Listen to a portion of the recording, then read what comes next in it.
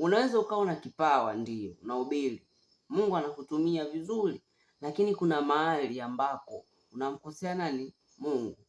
Na mahali hapo unakuwa unaanguka mara kwa mara, kwa sababu kuanguka mara moja tu sawa, unaweza kusema umeanguka pasipo kujua, lakini kurudia kosa hilo hilo zaidi ya mara moja, hapo kuna tatizo kwa wewe mwenyewe. Bwana asifiwe.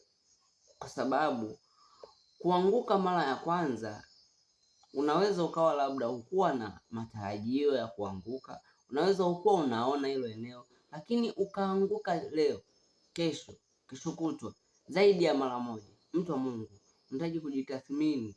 Hata kama ni unafanya karama labda imekuwa kubwa kiasi gani, lakini inahitajika upate muda wa kuhusu wewe mwenyewe, mahusiano yako na Mungu unayaendeshaje, kwa sababu unaweza ukakomaa kuwahubiria wengine, lakini kumbe wewe mwenyewe pia unahitaji msaada wa kiroho ndani yako na ujui. Bwana asifiwe.